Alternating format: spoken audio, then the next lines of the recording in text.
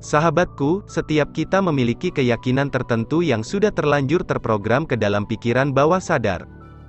Belief atau keyakinan itu terprogram berdasarkan kebiasaan-kebiasaan dan inputan informasi yang masuk dari sedari kita dilahirkan. Seorang bayi yang baru lahir sampai berumur 7 tahun hanya menggunakan pikiran bawah sadarnya. Segala inputan dari lingkungannya lah yang mengisi pikiran bawah sadarnya itu. Lalu lepas dari umur 7 tahun, pikiran sadarnya baru mulai terbentuk.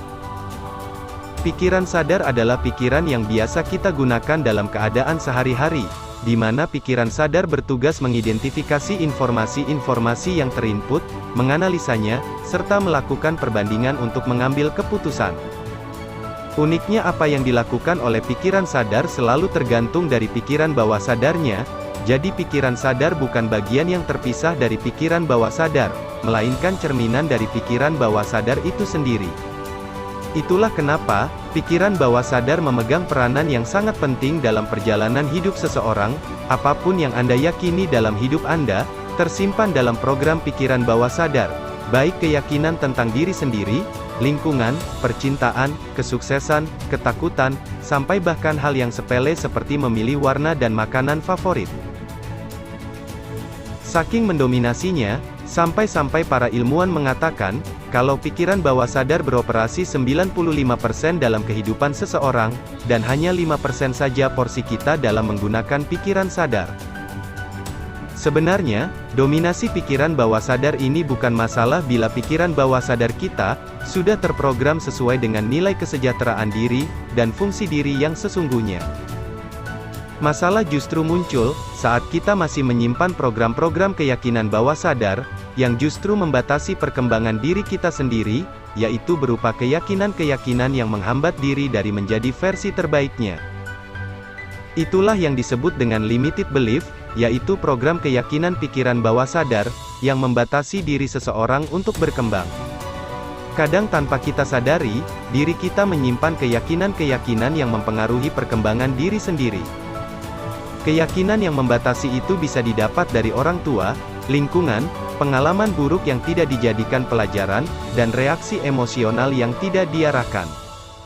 Karena semua urusan dalam hidup kita ditentukan oleh belief yang terprogram dalam pikiran bawah sadar, maka apa yang kita yakini adalah sesuatu yang sangat penting, karena secara tidak langsung keyakinan kita mempengaruhi apapun pilihan yang kita putuskan. Belief atau keyakinan berfungsi sebagai filter terorganisir untuk persepsi kita tentang dunia eksternal dan internal. Jadi pada dasarnya, keyakinan adalah prinsip panduan dalam kehidupan, yang memberikan arahan dan makna dalam kehidupan seseorang secara individu. Jadi memang seseorang harus lebih memperhatikan keyakinan yang diyakininya, jangan sampai keyakinan yang menjadi program dirinya sendirilah yang justru meruntuhkan dan mengekang dirinya untuk berkembang. Limited belief yang mengekang diri untuk berkembang, adalah keyakinan-keyakinan yang melemahkan dan menghentikan diri untuk menjadi versi terbaiknya. Apabila Anda masih menyimpan limited belief, maka Anda akan menjadi terlalu pasrah dan tidak lagi termotivasi untuk merubah keadaan yang justru ingin Anda rubah. Contoh limited belief yang mengekang itu banyak. Berikut adalah beberapa contohnya. Sahabatku, bukan maksud kami untuk menilai baik atau buruk. Setiap kita berhak memegang belief apapun yang mau diyakininya, apapun dan bagaimanapun keyakinan itu sebenarnya tidak ada masalah, yang menjadi masalah adalah akibat yang dihasilkan dari keyakinannya. Dalam hidup ini sebab dan akibat sangatlah berpengaruh, itulah kenapa kita harus melakukan sebab terbaik untuk akibat terbaik. Lalu bagaimana dengan kita yang beliefnya sudah terlanjur terprogram kuat, bisakah keyakinan itu kita rubah? Sahabatku, menurut hukum kekekalan energi, energi dapat diubah dari suatu energi menjadi energi lain. Jadi tidak ada yang tidak bisa dirubah dalam hidup ini. Setiap orang memiliki kekuatan untuk memilih keyakinannya, itulah kenapa keyakinan seseorang bisa berubah dan berkembang menjadi baik. Hal yang terpenting sekarang adalah memulai pilihannya. Selama ada pilihan maka segala keinginan yang dipilih itu bisa terwujud, apabila kita memenuhi sebabnya. Jadi tetap ada aksi yang harus dilakukan di sini, yaitu memilih berubah. Ketika kita memilih untuk mengubah dan memperbaiki pikiran bawah sadar kita, maka saat itulah kita menjadi terbuka dan mau menerima informasi sensorik lainnya yang selama ini terhalang oleh keyakinan kita.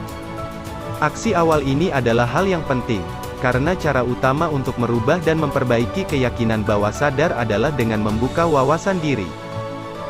Setiap manusia selalu memiliki kesempatan untuk merubah apapun keyakinannya, selama dia mau menambah wawasannya. Tentunya banyak cara yang bisa kita lakukan untuk menambah wawasan. Dari wawasan yang bertambah itulah akhirnya kita bisa memiliki pilihan untuk berubah. Kita memilih berubah karena kita sudah tahu ingin berubah menjadi seperti apa.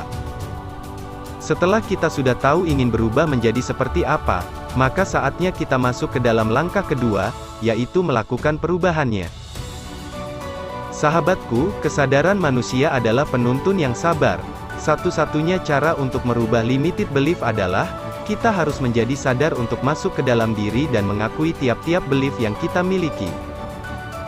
Dalam melakukan perubahan, kita harus jujur kepada diri sendiri terlebih dahulu, agar mampu berubah demi kebaikan diri. Cara sederhananya adalah dengan mencoba melis ulang limited belief yang ingin dirubah. Cobalah menulisnya dalam secari kertas. Saat menulis, pastikan diri Anda tenang dan tidak tertekan. Apabila Anda berhasil menulisnya dengan tingkat kejujuran 100%, maka ini akan sangat membantu Anda untuk melihat keyakinan-keyakinan yang membatasi diri Anda sendiri. Ada alasan sensoris kenapa kita harus menulisnya dengan tangan. Otak memiliki sifat fokus yang tidak suka multitasking, meskipun otak bisa melakukannya. Menulis dengan tangan mampu meningkatkan fokus otak kita, agar secara sementara kita hanya terfokus ke dalam diri terlebih dahulu. Setelah berhasil menuliskan list-list limited belief, maka buatlah list baru di sampingnya. List ini berisi belief baru yang terbalik dari apa yang Anda tulis.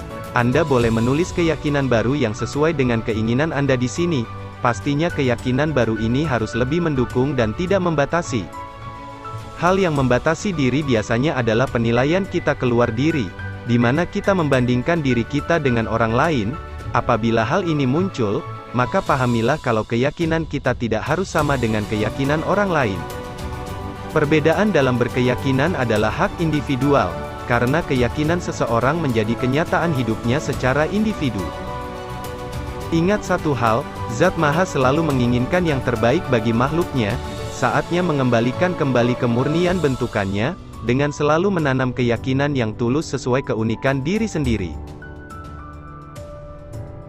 Sahabatku, saat diri ingin berkembang namun merasa masih memiliki halangan, maka saatnya diri untuk memperhatikan keyakinan yang terprogram dalam dirinya. Dalam merubah limited belief janganlah terlalu terburu-buru. Tanamkan dengan baik keyakinan-keyakinan yang baru Anda tulis itu melalui penyadaran diri, dengan mencoba melakukan pengalaman-pengalaman baru yang berkaitan. Berlatihlah secara sadar dan sukarela, karena itu akan memberikan hasil yang sangat memuaskan. Seiring bulan-bulan berganti, Anda akan mendapati diri memiliki sejumlah keyakinan baru yang akan bekerja dahsyat untuk Anda. Bantu kami dengan men-share video ini agar manfaatnya semakin tersebar. Jangan lupa subscribe Pesan Semesta agar pelajaran kita bersama terus berlanjut. Salam Semesta.